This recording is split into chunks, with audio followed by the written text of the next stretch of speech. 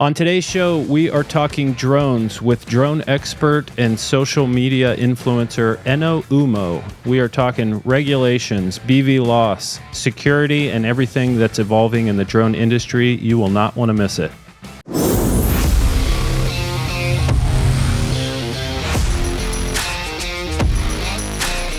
Welcome to the Titan Protection Show. Today we have Umoh. And Umoh, thanks for coming on the show. You are, and I'll use my words, a drone expert, a social media influencer, and I've enjoyed following you, and I know that's how got in touch with you was some of your social media stuff. So thanks for coming on the show.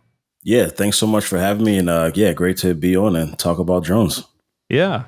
So a little bit on your background, and today, kind of a couple things I wanted to cover. Training, especially around Part 107 and hopefully Part 108 soon. Mm-hmm. FAA regulations, what may be changing with that, specifically around BVLOS, and just kind of want to get some thoughts from you on trends in the industry and what do things look like in the future, and certainly as it relates to security. But just to give everybody a little background on Umoh, you are the chairman of the African Drone Forum, something I want to get into a little bit more as well, but you're also the co-founder of Global Air Media and Global Air Academy. And definitely want to dive in a little bit deeper on some of those things as well. But also, lastly, you are also an advisory board member for Commercial UAV News and Expo. And I think that's pretty recent. So congrats on that. But that's a big step. Appreciate it. What? So there's in your background, I covered a lot of things there, but just kind of starting out, give everybody a kind of some background. What got you into drones, and where'd you start in the industry? Yeah, so my drone story starts back in 2015, and really on a trip that I was taking to Nigeria, which is where my father and father side of the family is from. So for years, I would actually go back and visit family for the holidays. But this particular trip, I had seen a drone that was, being used for an outdoor event, just, normal filming and video and photography. And I was so fascinated by, this piece of technology that I started to ask, a lot of questions that, hey, what is this about? What is it being used for? And this was back in, of course, 2015. So at that time, I said to myself, wow, if they're using this, advanced piece of technology in this very remote part, of the world, this is absolutely going to be a huge piece of tech. So I came back to the States and did a lot of research, and I saw all the different industries that would be using drones. So outside of, security, we also have, of course, agriculture, construction, mining. I mean, the list is endless. So the entrepreneur in me said, wow, this is definitely something that I can, get into, find a niche, and just, see where I fit in best. And this was actually before the Part 107. So at the time it was the Section 333 exemption that the FAA, was giving out. So they were still really figuring out how to regulate drones, and it was such a new concept, for the regulators as well. Everyone was just, racing to get, to be in first and figure things out. I was actually coming from a construction and project management, background. So based on that experience, I said, you know what? I have, some experience putting together bids and proposals. I was actually, it was actually my father's company who was doing the construction and project management. So I had that kind of pedigree to say, all right, I can take this, what I've learned, how to do estimates, how to get government contracts, and apply that to drone technology. So in a way, it was not like a total natural fit. But I did feel very confident going in, based on that previous experience for sure. Yeah, and wide open. So, certainly at that time, I have to imagine, when you were describing that, I was picturing the DJI Phantom drone. That had to be the drone you were. Yeah. So that was technically, so my second drone was the Phantom 3 Pro that had like the gold stripes on it. But my very first one was actually a Parrot Bebop drone that I got from Amazon for, I don't know, maybe it was about $400 at the time. Now it's probably like $20, but at the time it was about 400. And it was just for me. I didn't want to get something too large to start out with, to crash and things are going to happen at some point. So I wanted to get something nice and easy to start out with, and then work my way up to the Phantom 3. Yeah, nice. Yeah. And so when you were doing that, was it mainly were you doing photography, or what was the service you were providing? Yeah, yeah. So we started off very basic, real estate, video. We were shooting events, outdoor events.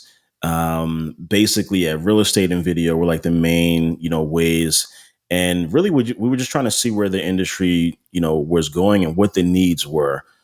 We knew that, real estate was the low hanging fruit of all this. Hmm. And then eventually we realized that the high growth industries were, more construction, the mining, anything that had to do with mapping, and data collection. So that's where we eventually segue to knowing that, this is where, yeah, the industry was going to be headed for sure. And was that the birth of Global Air Media and Global Air Academy? Yeah, so Global Air Media was essentially our first for-profit, entity. So that's what we started in 2015, and then Global Air Drone Academy actually came about roughly 2 years later. So we were asked to speak at a local community center in Baltimore, where our headquarters is, and is where we're based. And it was really a community center that asked us to come in and just show off our drones. So these were students, these were kids. And this was actually weeks after sure you remember the Freddie Gray Oh incident that yeah. Oh happened, yeah, yeah. some years ago. So they actually called us to come into that same neighborhood and just talk to the kids, because there Oh was wow. so much unrest going on, and they just needed Yeah. something to take their minds off. So yeah, we flew our drones around. It got some local media and news attention, and that was really the spark for us to say, you know what, this is something that we can take to other schools. And this concept of drone camp came about. And I said, kids go to camp for everything else, basketball and soccer. Why not drones? So we took this concept to a few schools. And what happened was we got so busy doing those camps and our traditional drone work that things started to get conflated. And we said, we need to actually split this off into another entity. So it made sense to actually create a nonprofit, which we call Global Air Drone Academy, and which we've been running, ever since. So we have a for-profit and a nonprofit, of course, that focuses on those different areas.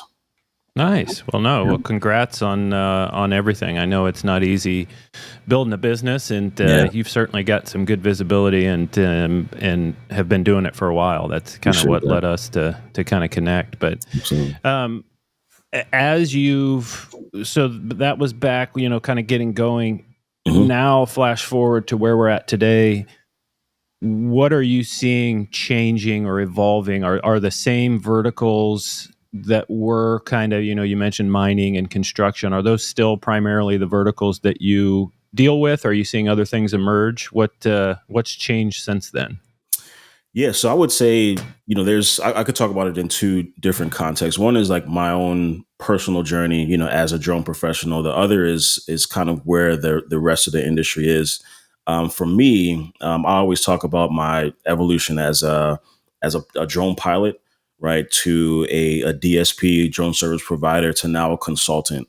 And it's actually a little funny because, I mean, now I do mainly consultation. So it's actually not often that I get to go out and fly, right? Whereas at the Right. beginning, I was flying every day. I was on the field. I was running up and down, 95 and doing a different site. So in that sense, it has definitely changed because, we have a lot more experience now. We're able to actually help other drone companies who are, starting up and coming up and helping them with strategy and so forth.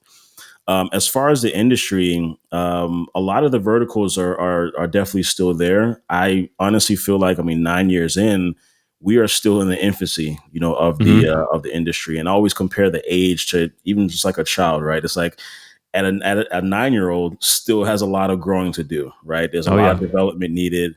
So when I look at the industry, I'm always looking at it as, we're still, rising to these. these different applications. But definitely, when it comes to data collection, when it comes to security, when it comes to all these applications that have been presented years ago, right? There's Right. still a lot of development taking place there. I feel the industry is still very much in an education phase. Yep. We haven't reached full adoption right across the board. So a lot of the clients that we are talking to and looking to get, we have to educate them on the basic uses, right, of Right. drones. A lot of people still see drones as all right. It's a nice, cool toy that takes pictures and videos.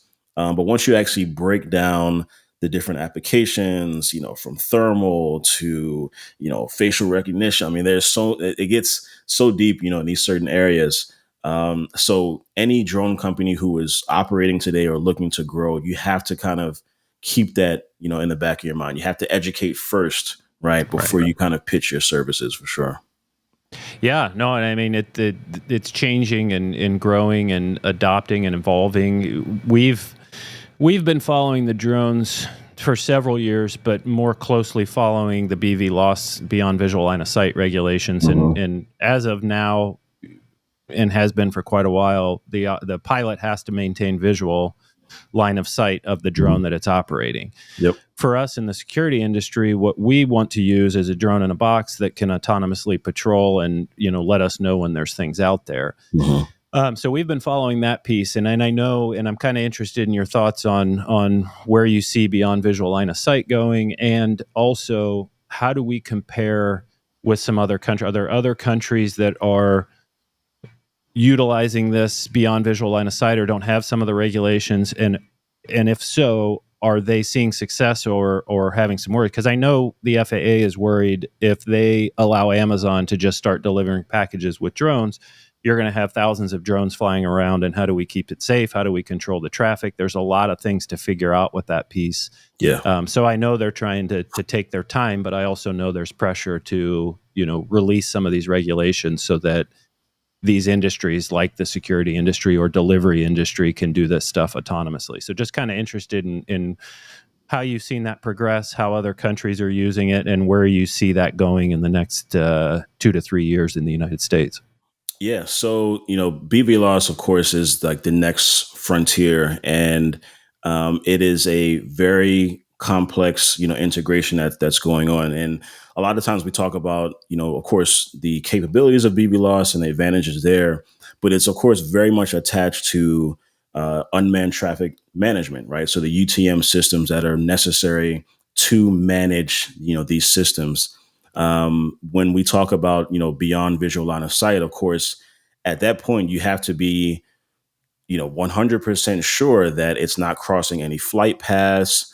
You're not flying directly over any large populations. Staying away from sensitive areas, classified or private sites and things like that. So there's a lot that goes into managing a drone highway essentially is what we Yep. are essentially building. So the complexities that go in with that, as you can imagine, are immense.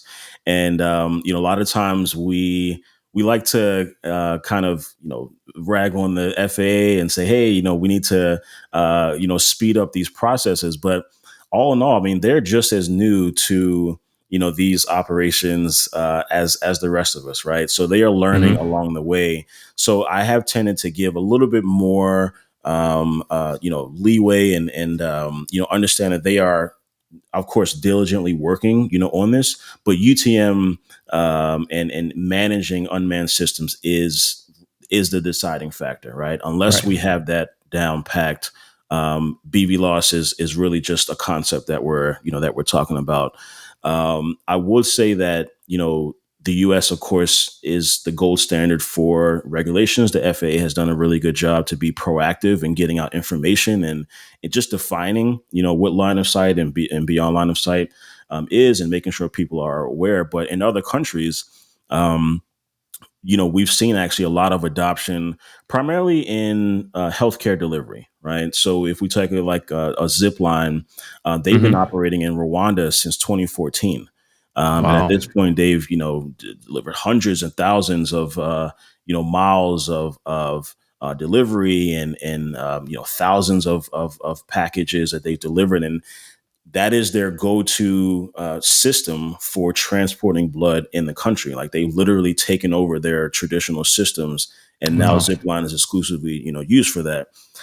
So what you see is a lot of U.S. and European companies. They actually will go to Africa, where some of the regulations are a little lax, and they will use that as testing grounds to prove like their case and have like these use cases proven there, and then bring it back. So Zipline is definitely a pioneer in that space. Wingcopter as well. Hmm. Avi. They are all pretty well known in that space. So what I predict is, of course, these things are just going to take time, right? And there's a lot of pressure, on the FAA to speed up, these regulations. And yeah, the industry is ready, right? The industry is Oh ready. yeah. There was investment. I would say peak investment for drone delivery was probably around that 2017, 2018 mark. So you have a lot of these companies that have been, ready and chomping at the bit, for the opportunity. So right now, yeah, we're just waiting on the regulations to catch up to where the innovation is, and that seems to be the trend in other industries as well. So Interesting. yeah, So some of the other countries like Africa, that's kind of been the sandbox where folks can test things and be able to kind of build some confidence in the application. And have they seen any negative implications in some of those sandbox countries where they're testing some of this stuff? The FAA is concerned with drones that might fly into people or buildings or yeah. other aircraft. Is that translating, in the other areas where the regulations are more relaxed? Are we having issues or seeing things? Because I'm sure the FAA and a lot of these companies are using those areas to, look at and kind of see what may be down the road if they start to loosen up a little bit. Yeah, for sure. So there's a lot of correlation when it comes to how drones are operated in the FAA, in US and the FAA, and of course in some of these African countries as well. I would say the biggest thing that's sticking out to me is really the fact that, as much as there is a lot of travel and as big of a continent is that Africa is, 54 different nations, there's actually not as much flight traffic, right, as we Okay. do, traditionally in the States. So for that reason alone, you're not actually interfering with a whole lot of active airspace, as active airspace. Now, I don't want to say that to make it seem like there's nothing, air traffic going on in the countries, but it is, it is significant. So I would say the reason why those places are so attractive for testing and research and development is because there's a lot of times generally less air traffic to deal with. Now that has led to what we've seen, a few drone corridors that have popped up. So Oh yeah. basically they're using these corridors as designated areas for testing, for research and development, for people to see, hey, this is what works, right? Right. And as long as you're operating in a country that is, sharing information and well known to other regulators, they definitely take these into account. And for sure, someone like Zipline, they have definitely used everything that they've done in Rwanda and Ghana, even in Nigeria as well, to validate their uses. And it's really the reason why they have gotten their certifications in the U.S. based on the operations and things that they've done before. What about drones crashing? How often, or is that a concern where, as we start to open this up and in the United States, we start to see these drones flying around? How big of a worry should that be?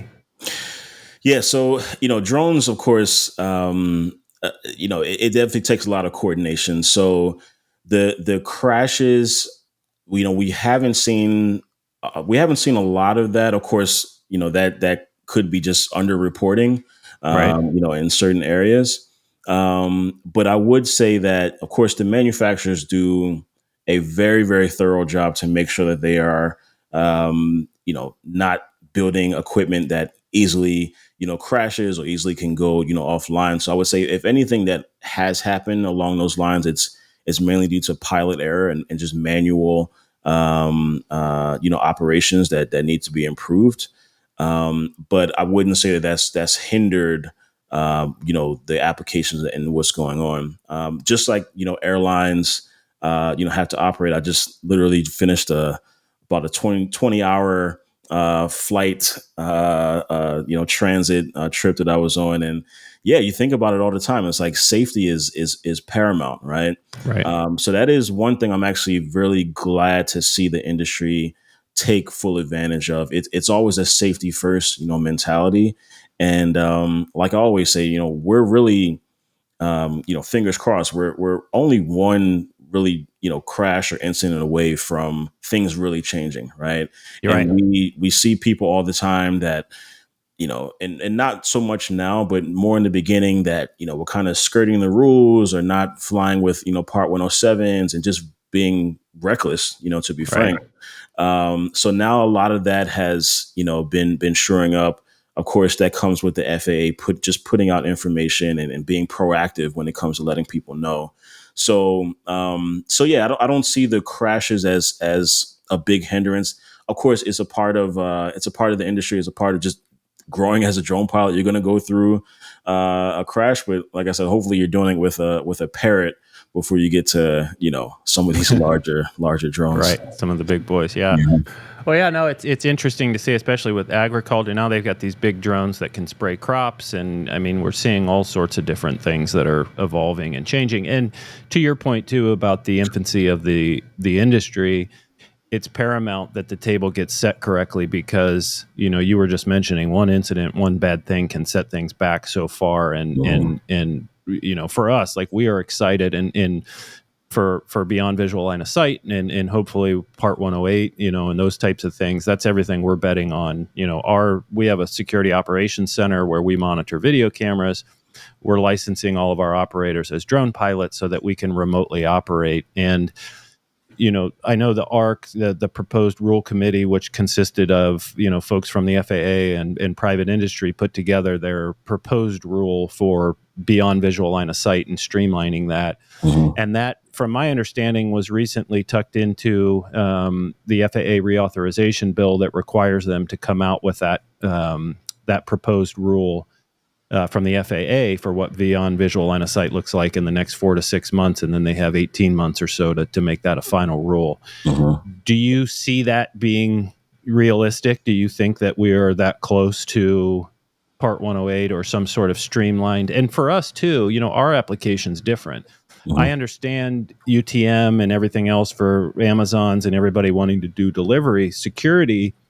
A lot of the sites we are going to be using this for are going to be fenced in, closed off, shielded, Mhm. and different things that are going to keep us from having to fly around and over people and different types of things. But Yeah. just curious if you from that timeline and Part 108 and what you're seeing with that regulation, when do you expect that to actually change, or when do you expect to hear something from the FAA on what that will look like in the future? Yeah, so of course, the FAA is listening, and just from even the Commercial UAV Expo last year, this was a top conversation, and there were officials there that were really answering questions about when is this going to happen, how close are we? So it's obviously something that they are actively working on. Again, just with the complexities that go into the testing and just how safe and precautious that they like to be. I think that general timeline sounds realistic, but again, it comes down to the data, right? Once they have Right. enough data to validate and say, "Hey, we have reached a point that we can expand," then that will happen. So I know the FAA and NASA are doing some UTM testing at some sites in like Dallas Hmm. and some other places around the states as well. So it really depends on how those initial trials go, and how we stay in tune with the research and the things that we get from there. So definitely is something that the FAA is working on, and again, they're hearing it, right? There Right. are so many companies out there that are needing to use this and have received investment and are ready to to go forward. As far as security, I agree. It's definitely a slightly different angle to take, because yes, you are monitoring perimeters, as large as they may be. It's not like you're flying 30 kilometers to monitor one site, right? Right. It is a confined space, and a very identified space. So I could imagine that, depending on how far you need to go, or how far you need to see, if you're able to define this specific area, and especially if it's private property, Right. you will have a lot more, a lot more opportunity to operate in, and less restrictions than on someone who is, crossing state lines, or crossing, 10 and 20, different miles at one time. So I do see some differences there. But again, I mean, this is where we are with the industry, right? It's like everyone is kind of moving at once. And Right. I think once we get to that rule, once that rule is out, then we can make certain exceptions for, all right, this is BVLOS for security. This is BVLOS for delivery, right? And those applications will be defined for sure. Right. Yeah. No. And I hope so. It sounds like from what they've proposed or what I've seen, the FAA is very much going to want to take a crawl, walk, run type of scenario where let's not open everything up, but let's take some baby steps and let's do and test some different things. When you're talking about UTM and uniform traffic management, do you imagine that that'll be something that's owned and controlled by the FAA, or do you think that'll be a private company? That, because I can see that if everybody's work, it's going to have to be one common platform or one Mhm. common protocol that each platform can use to keep all of that talking. It's not going to work if Amazon is on one platform and somebody else is on another one. Do Yeah. you have any inclination of what that will look like as it starts to mature? Yeah. So I would say, if anything, we should probably look at existing aviation traffic management, right? So Hmm. even though there are some private companies who have UTM systems, like you said, they're all going to have to be, in sync. So I would imagine that the testing that the FAA and NASA, are doing now, whatever technology they approve and say, hey, this is the standard, then these private companies are just going to adhere to. I know that when it comes to even getting, on the site clearances, and using the existing systems that the FAA has now to get permissions, there are private companies, right, who are responsible for saying yes or no to certain operations, right? So I would Right. imagine that some of those same companies, they will depend on private industry to help, because it's such a vast network, right? If you just Right. think about how many flights alone are flown per day just in the states.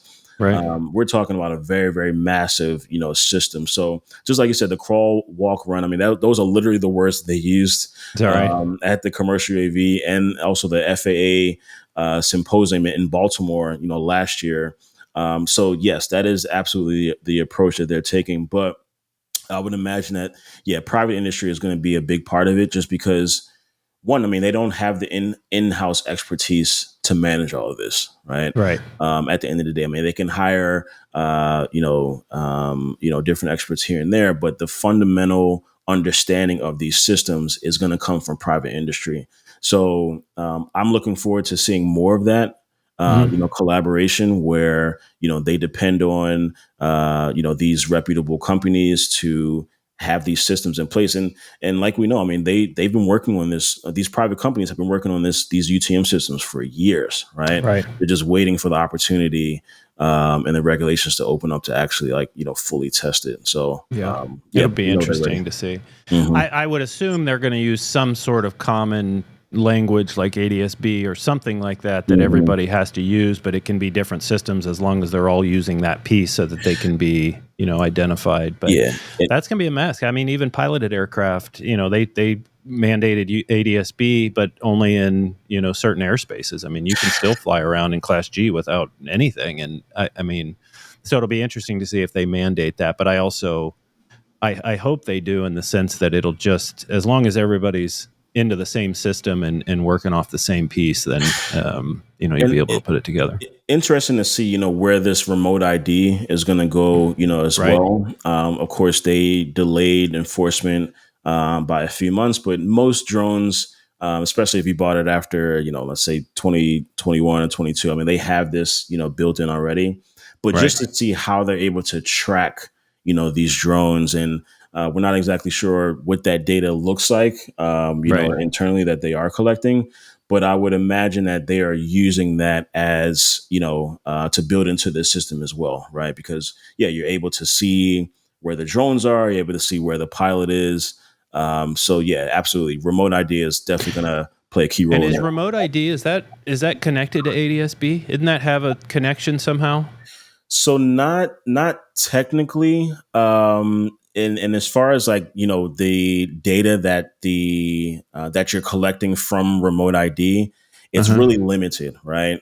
There were Okay. a lot of conversations about, are they going to see my all my data, and all. It was a Right. privacy issue that Yep. that came about as well. So no, it's not a full ADSB application per se, but it's really basic information. So it's really for let's say a scenario, let's say at like large events or stadiums, right? If some pilot is Hmm. flying overhead, the law enforcement will now be able to identify that drone, see who that drone, belongs to, and also tell where the pilot, right, where the transmitter is located as well.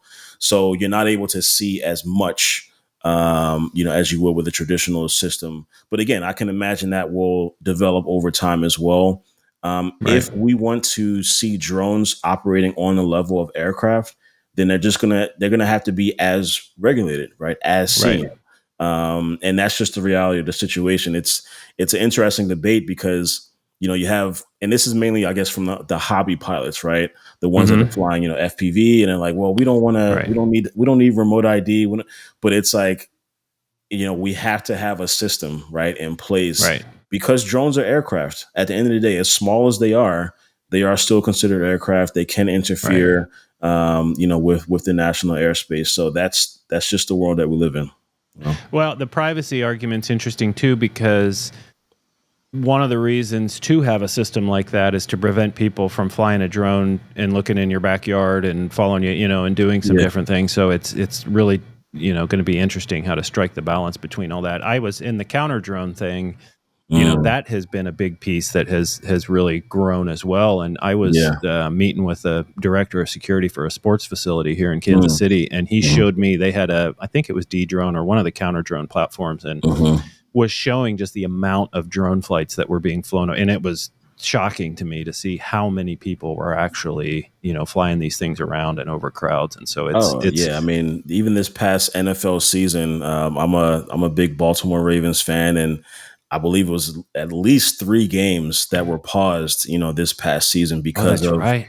yeah, Yeah. rogue drone pilots. And they, one of the stories I remember, they stopped the guy, and he was actually arrested, of course, but yeah, he said, "Oh, I didn't realize the rules," and we're like, man, how do so Yeah. that needs to change, right? If we have Yeah. those instances going on, that's actually going to set us back, right? Those, Well, and the FPV thing too. I mean, I like FPV. So you know what I mean. I don't yeah, think technically it fulfills the visual line of sight aspect of it, and that's another area that I don't think the FAA really has an idea of what do we do in that scenario. But there too, there's a big use for that for videography and filming and doing oh different yeah, things. So yeah, I mean, we gotta figure something out. yeah. And FPV is interesting because as soon as you put those goggles on, you don't Mhm. actually have line of sight. Right. Right. So that actually cuts out that whole, direct vision. So, funny enough, we actually did a drone race, in Baltimore a few years ago, and it's a very confined, space that we had. But because we were so close to DC, because it was Yeah. such a new event. We actually had to have a visual observer for Yep. each FPV pilot that was flying, and we weren't going, more than 100 feet, right, Right. for this course. So, and because it was advertised and people, so it was a lot. But yeah, that's those are the kind of things that you have to adhere to. Well, in the FPV thing, because yeah, you could argue. Well, and for those that don't know, FPV is first person view, and it's flying a Mhm. drone with goggles on, and so basically you're looking out of the camera of the droning, flying it that way, which could Mhm. arguably still be a visual, reference and Yeah. how. And for our purposes of remotely operating drones, that's exactly what we'd be doing, but we'd be Mhm. doing it through a computer screen as opposed Mhm. to having goggles on. So that's kind Mhm. of an interesting piece to see how that changes. Yeah. But yeah, and talking regulations and everything else, I wanted to talk a little bit about DJI. And for those that may not know much about drones, DJI is kind of the Apple of drones. Started. They kind of started the whole thing in the sense Yeah. of commercial drones, and they make an unbelievable product that from a scaling perspective of cost and how it works and the different level. I mean, they've got delivery drones all the way down to small little FPV micro drones. They're owned by they're based in China. So I know recently they have the FBI and CISA has banned the use of those drones over critical infrastructure, and there's a lot of debate about possibly banning them at all in the United States. I know Florida has banned them, and just kind of want to get your thoughts because that is a big. I mean, they probably have 95% market share of drones, Yeah. and there's a couple players, Skydio being the next in line. They're American based, and then several other players that are in that. But as of now, DJI is kind of the top dog, and especially law enforcement agencies are using them for drone as a first responder, and just kind of wanted to get your thoughts on one, do you think it's fair in the sense of is the attention that they're getting as a Chinese owned company fair? There's been a lot of talk that is this the American drone industry that's Mhm. lobbying to get them, out of the United States and let other people catch up. Yeah. I was talking to a guy from CISA and I asked him directly, I said, is this an issue? Is this a worry or is this, political stuff? And Mhm. the answer I got was that you can have the data and you can keep it off the internet and everything else, but the second you do a software update or connect it, that stuff can get downloaded. And I don't think there's any I don't have a strong opinion either way. I mean, I can kind of see both sides, but I also, knowing that they make a great product and how's that used and how interested is China. Now I could see, if they really wanted to know what's going on with critical infrastructure and how do we do that, there's a Mhm. path to that. But Sure. just kind of curious your thoughts on that and what you see happening and if that's a valid threat or if that's just political posturing. Yeah, so I'm a bit on the fence with this as well because yeah, as much as data privacy is such a huge concern, um, you're right. And DJI has the premier, superior product in a lot of ways. The challenge that we see stateside, of course, is really the ability to catch up from the lead that they actually have. Right. Being able to produce a quality drone at cost, at the cost that they're doing it there, and being able to distribute that at mass scale is a huge challenge. And Right. there's a reason that's all this is happening, right? Because they're able to do it cheaper, they're able to do it at a high quality and scale from there. um, Skydio being an example, I mean, they pulled out of the consumer market, I think, yeah, because of that. I mean, they couldn't. I didn't mean to cut you off, but yeah, it was making me think about when Florida banned DJI. There were several agencies that had to replace their fleet if they had DJI, and they yeah. would go from using Mavics and different things for just various patrol purposes that maybe cost them $2,000-3,000 to having to replace it with drones that cost 10 to 15 because of that scaling problem and how that goes through. Exactly. So where are the subsidies, for those? Where are the, Right. sign offs? So there's a lot going on. I think one of the things that stuck out to me was, of course, this Baltimore bridge collapse Hmm. that we had, and I almost couldn't believe it, when I saw it. But the NTSB, who of course is responsible for surveying the damage, they were using a DJI drone, And I said to myself, wow, I mean, you can't even make this stuff up. I mean, this is a government agency, federal government agency who knows, all Yeah. about these conversations that are going on in the bands. But for Do this, as I say, not as I do. exactly. So when we have Right. this large critical infrastructure that has, been, down and collapsed, the first drone that they use, is the DJI Phantom, Phantom 4 Pro. So, and this is, for everyone to see, right? So it just kind of shows that there is a disconnect, right, when it comes to this. So seeing things like that, to be honest, it does make it a little bit more political, Right. because I feel like Yeah. if it was such a ban, they would have done a complete audit to say, hey, what agencies have these drones?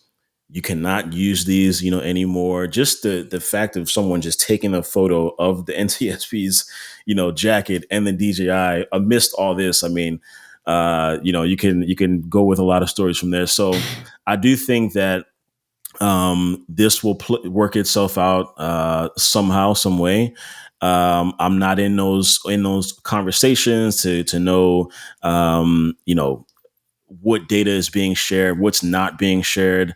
I know that I had a post just actually a few weeks ago, really exploring this topic a bit, and yeah, there are definitely scenarios and instances where people can point to data that has been shared, but we really need to like bring this to the forefront, right? I think there's a lot of debates that are being had without enough data being showed, or not enough proof being showed Right. on Right. what's actually being Fair shared. enough. Right. If there's a threat, to show us how that is and how it's translating and what the worry is, instead of, yes, it feels like there's a lot of backdoor conversations and things that are happening. I mean, there's a bill out right now. Is it the American Drone Safety Act that passed through the House that is Hmm. basically, essentially banning any Chinese drone manufacturers from the United States? I mean, if that advances, Yeah, that could have some pretty big implications on the industry. I mean, to ban a company that has 90+% market share, will either. But again, if there's a valid threat and we need to be worried about it, let's take it, seriously and deal with it. But I'm with you. I think we need some more information to kind of, that the industry is left kind of guessing and having conversations like this without a lot of information, and two, with no idea how to proceed forward. Right? I mean, we don't know. Is there a danger buying more DJI drones? Are they going to yeah, be, non-useful in the next, short period of time? So it's yeah. interesting. Definitely. So they, definitely data needs to be shared. I know AVSI, has talked a lot about this before. Even Skydio has been called out for, for some potential lobbying and things like that. So there's definitely an ongoing debate, around this. But yes, if there is a certain threat, we need to all be clear, right, on what that threat is. When I hear, this DJI debate, I start to think about, like the TikTok Yep. debates. I, Yep. start to think about just generally how apprehensive we are to, some of the Chinese tech and things that are out there. But yeah, if they ban this, then yeah, there's hundreds of thousands of businesses, right, that will be affected. And you can't make them go out and buy a $20,000, $30,000 drone. It's just not realistic. I also, sometimes compare it. I mean, there's of course a large debate when it comes to, firearms and things like that in the States. And I simply say, I mean, there's just too many out there, right? There's just Sure. too many drones out there that have already been bought, that are already in homes. I mean, kids are getting these for Interesting. presents. Yeah. Yeah. So, No, that's an interest. I never tied that. Yeah, with the gun debate, it's tough to say just ban guns because I mean that the Pandora's box is open there. I mean, it's tough to put it back away, and yeah, that's an apt description for the DJI thing. We're talking about Skydio and the Ukraine war. There was an article in the Wall Street Journal last week, kind of talking about Skydio, and I think that got framed as Skydio's failure in the Ukraine war. And mm, I saw Adam Bray's response to it, and I thought it was fair. I don't know if the implication, because from his point of view, what they were doing was providing, and there was an appetite for U.S. made drones because there was some worry that the DJI drones that Ukraine was using, that China was giving Russia some information on locations and different mm, stuff like that. So when they went to mm, use American drones, Then the challenge was Russia was jamming the same. There wasn't a way to fly them, Mm, and kind of Skydio's feedback was, well, we didn't know what we were getting into, or we hadn't prepared, or nor did we promise that we were going to be putting a drone that couldn't be jammed out there. And so it's kind of building mm. the airplane on the way down. But it does kind of show the worry or the need for it. And I think there's got to be a way to kind of bridge this gap and push everything forward. But it's like everything else in the industry right now with BVLOS and everything. There's so much up in the air, Yeah.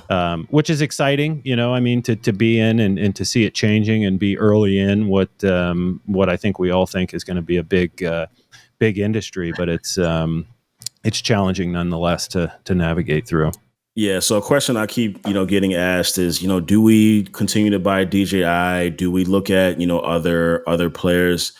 I would say this is very much a cross the bridge when we get there situation. If it was me personally, I would buy the next DJI, that comes out. And if we get to a point where there's a ban, which I think is a very low percentage, but it's possible, right? I mean, it's Right. nothing to take away. Yeah, that House committee that has passed it, it now has to go to the full House and then to the Senate, and then the president will have to sign on. So there's a lot that has to happen. So before all that happens, there are going to be a lot of people making cases to say, hey, this is actually what's going to happen if you try to ban all this. So Right. if that when that case is made, and if they still decide to ban it, then yeah, that would be my surprise moment, right there. But I really feel like the industry will start to show um, how dependent, Yeah. we are. And I guess it's not even the best word, right? We don't want to be too dependent on certain things, but that's the reality, right? Well, and that could go both ways. A lot of this could be just posturing to DJI to say make Mhm. some changes, or because I would imagine if they get banned, that would be impactful on their business. I'm sure they are selling Yeah, drones just fine in other countries, but I would sure. imagine the U.S. is a big market for them. Absolutely, absolutely. So remains to be seen. I would say this is part of the let's see where we are in 6 months, and see where the debate is. But yeah, there's a lot that we'll have to go through for it to get actually banned across the U.S. for sure. And for those folks that are out there, either for their company or agency or wherever they may be exploring drone purchases, if they came to you now and said, I need to make a purchase of a drone and we're really leaning towards the DJI product, at this point, you would not steer them away from that decision. If I am understanding kind of what No, your I opinion on that. wouldn't. I would recommend. Yeah, I would still recommend DJI until we have more of a confirmation that this is actually going to be going through. And I would say maybe specifically, let's say if it does pass, if it passes the full House, then I would start to say, all right, we need to maybe talk about it a little bit more. But it's a House committee. Of course, there are certain individuals there who are getting Yep. information, and you could even see from some of the other influencers out there conversations that they're having with their own senators, and they're not even really getting the information that they're getting is very limited, right? It's not like they're doing a lot of research on this. The normal senator or politician, I mean, they're not thinking about drones on a day-to-day basis. So when they do get this drone memo, it's really kind of defined to this really small scope. So I do think a lot of these kinks will get worked out, but I also think it's just as important for us as the industry to continue to push these good uses, right? To show, Right. hey, these are the positive, effects that drones are doing. Of course, there's the drones for good, hashtag out there. So I think a lot of this is, maybe just ignorance to what drones are actually doing and how many hundreds of thousands of jobs are dependent, on these. So I think the more we just, put out the good message, let people know, what the industry is doing. Like I said, in the beginning, I mean, we're still in the education phase, right? So that's Hmm. with the politicians as well. So Right. continuing to, push the good news, and yeah, I think we'll see some positive outcomes. Nice. Other than kind of some of the verticals that we've chatted about already, are you seeing any sort of trends currently that are gaining momentum, either that be a specific service type or a specific vertical, or where do you kind of see the next 2 years, or what are you seeing trend wise over the next 2 years? Yeah, so I would say the big three industries right now, definitely, construction, agriculture, security, right, are most of the uses right now. Even internationally, like security is definitely the big trend, and the biggest need, right? The biggest use case. I would also say that the reason why in other countries regulations are a bit slow is because they're also trying to balance their own kind of defense and security with the drone's capabilities, right? Even Right. though, yeah, Mini 3 is small and is limited in what it can do, you can still, spy, you can still, Oh yeah. fly certain places, you can, look at places you're not supposed to. So in that sense, I get why some of these countries are a little bit more, apprehensive, but using drones, just for security, patrols and, perimeters and things like that, there's undeniable, crossover there. Um, of course, AI is going to have a huge role to play in this. We talked about the drone in the box, solutions. That is definitely, the next frontier, along with, BVLOS. But yeah, autonomous And operations. sorry, I just Yeah, wanted yeah, to touch on the drone on the box piece, and yeah. especially for anybody out there that may not know what it is. That Mhm. those two pieces for us in the security application, the BV loss piece and the drone in the box. The box being the charging station that the drone Mhm. can deploy out of. Yep. There really wasn't a lot of that over the past several years, mainly because without beyond visual line of sight, it wasn't really useful. Yeah. If you had a pilot there, they could swap the batteries out. For our use, we want the drone to fly autonomously at the push of a button or automatically deployed, and we need a mechanism to charge it. So the drone in the box, and there's a few folks out there. Nightingale has had one since 2015. Mhm. DJI just came out with their Dock 2. Mhm. And so we're starting to see this kind of pick up a little bit. And I Yeah. think that's because these manufacturers are realizing that the future, even in DFR, drone as a first responder, which is a big piece that we've gotten involved in with Yeah. police departments. Right now, it's patrol led. You pop a trunk, fly the drone, you've got one. But if you've got three officers going to a scene, one of them's flying a drone, you now have two. So Yeah. there seems to be a high appetite for, hey, can we have the eye in the sky without tying up the personnel resources? And so the drone in the box is some, and beyond security, you're talking about delivery, inspection, mapping, agriculture, spraying. I just Yeah. think there's a big piece of that Yeah. is growing. So I didn't mean to cut you off. I just wanted to Yeah. explain drone in a box to anybody that may not be familiar with that term. Yeah, no, absolutely. And even with, some of those DFR applications, we're going to see a lot more of these uh, drone in a box kind of base stations positioned strategically around the city, so that Yes. whenever these calls happen, you can have a drone there literally within 2 minutes before, the responders get there. So that whole manual interaction is not needed.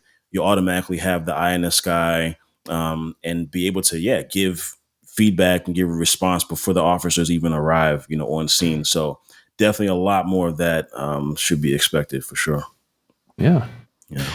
And you talked a little bit, obviously it caught my attention on the security side, but are you're seeing that kind of pop up more and more? Are you what kind of opportunities do you see in the security space specifically kind of unfolding in the next couple years?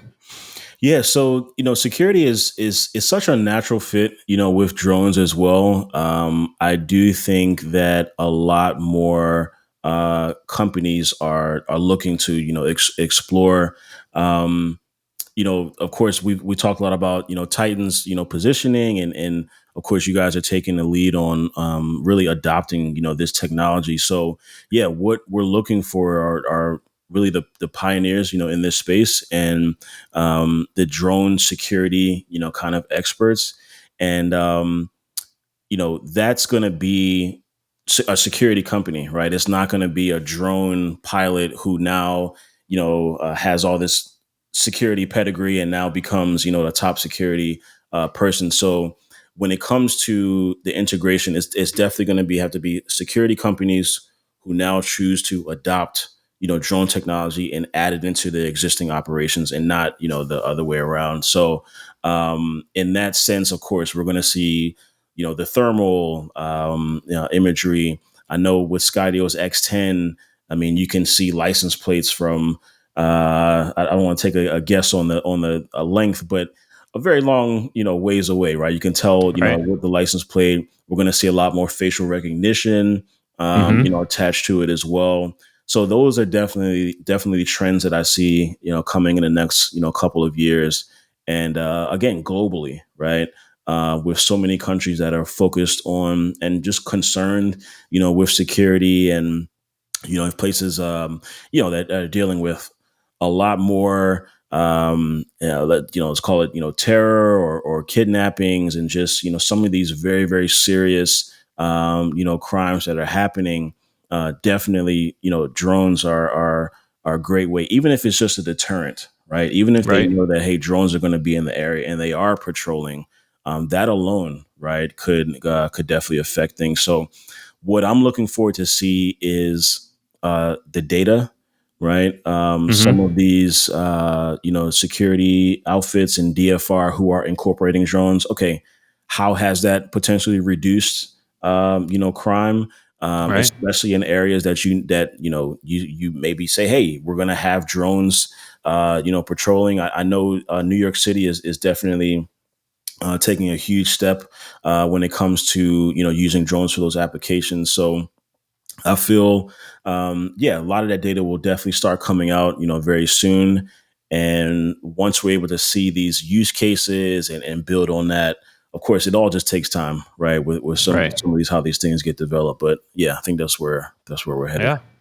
No, it's exciting, especially to kind of see it evolve. And you mentioned other devices and different things that the drones can have on them to, Hmm. with thermal. And now we're seeing speakers and lights and different Hmm. things. And we monitor video cameras now. And one of the most powerful things we do is an audio intervention where, somebody's on a property they shouldn't be. We come across the speaker with a stern Mm. message, leave immediately, police are on their Mm. way type of thing. Hmm. And Yep. that can really, when people realize it's not just recording and there's something that's happening, that's been one of our big deterrent factors that have worked out well. So yeah, Yeah, be I can't interesting to see imagine. it. Seeing a drone in the sky. I mean, that will definitely scare a few folks for sure. It's not Yeah, just I a mean, just the stationary camera. noise and Yeah. and we look at it too. The robot thing's another piece of this where, from an outdoor application, there's pluses and minuses, right? I mean, drones can battle wind and different weather conditions, and the robots have terrain issues. Can it get over a curb? What how fast can it cover a property? And so Hmm. there's different use cases, but it's pretty exciting to see these things evolve, and I think we're real close to seeing a lot of this emerge and become more mainstream. And it'll be exciting to see over the next 10 years how this progresses. But well, no, I really appreciate you coming on. I know we've covered a lot here. I did want to end and touch a little bit on the African Drone Forum. I Yeah. know that's something that you chair currently, and just kind of interested in to know a little bit more about that.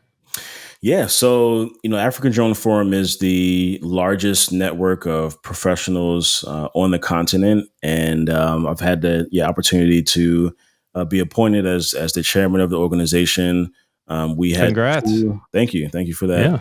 Yeah. We had two really big events, in one in 2018, and then a major one in 2020 that was able to bring together stakeholders from UNICEF and the World Bank, and all these agencies to really converge, in Rwanda.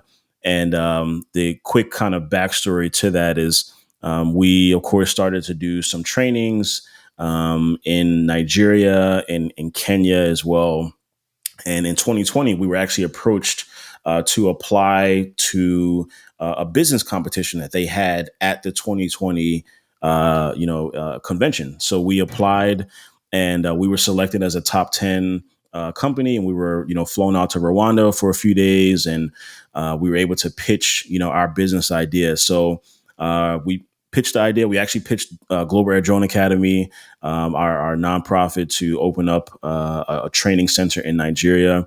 We were fortunate enough to win the competition there. Nice. And after ADF 2020, there was a lack of funding. Of course, COVID hit, and really the priority wasn't there for the original supporting organization. So UNICEF had to pull out funding, World Bank, and so on and so forth. So for me, someone who had benefited from ADF 2020, we kept asking, hey, when is going to be the next conference? How can we help support? What can we help do? And eventually they said, all right, well, if you want to take over, and if you want to help lead this, give us a proposal.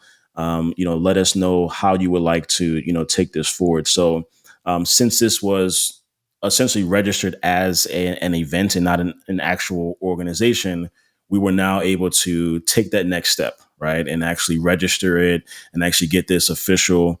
And it's been, incredibly impactful because, of course, the continent is so large, right? And Right. a lot of times we talk about, we like to kind of lump it together a bit, but yeah, I mean, there are so many different natural resources, and I mean, the continent alone has the largest youth population Wow. on the continent. So it's like, we need to really take advantage, of the technology there, of the, opportunities there. So to that end, we are planning, more events. We have our website as well, africandroneforum.org. We have an event coming up in June in Nairobi called the Elevate Africa Summit. And we're going to be bringing together CAAs, civil aviation authorities, Mm-hmm. which is, for those who are not familiar, we have the FAA in the States. Most other countries have civil aviation authorities, so we just refer to it as CAAs. So we're going to be inviting them, and really talking about a lot of different applications, applicable to the continent as well. So it's exciting. It's a lot of work, for sure. But Yeah. You it's, stay busy. That's yeah, no doubt. exactly. But I enjoy it, and this is what we signed up for. So looking forward to telling more, and spreading more. But yeah, you could definitely follow us for the africandroneforum.org. You can find us there, and a lot of great stuff going on that side. Well, good for you. Since we've become more involved in the drone community, it really is a good community, and almost everybody I talk with has some sort of way of giving back, Yeah, and it's very, everybody's sharing, and it's a good community. So I appreciate all you do, and I know with and congrats again on the advisory board for commercial UAV. That thank show's you. coming up, I think, in September, and that's a Yeah, big one. that's a big one. Yep, September So that definitely, and then we've got AUVSI next week next in week. San Diego. Yep, I'll be out there as well, and yeah, hope to connect with you. definitely. But no, you're staying busy. I know Global Air Media and a lot of your consulting work. You're consulting with other companies that are looking at how to use drones, working with drone companies and manufacturers, and doing consulting and help with marketing and different stuff. So Yep, I know your LinkedIn, and we'll link all this in the description of the video as well. But folks can find you, Eno Umoh, on LinkedIn. yep, Your Instagram is where is Eno, yep. and we'll spell that out down there as well. And then you've got Global Air U on YouTube, Hmm. and so we'll put those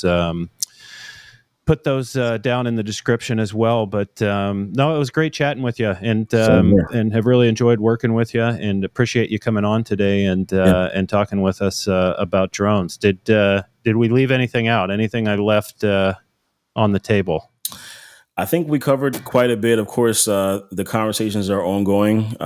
It's exciting to be in such an evolving, industry. So yeah, conversations like these are very important, and it helps, again, educate the community. It helps, put information out there. So yeah, I really appreciate the opportunity to speak, and we'll be doing a lot more for sure.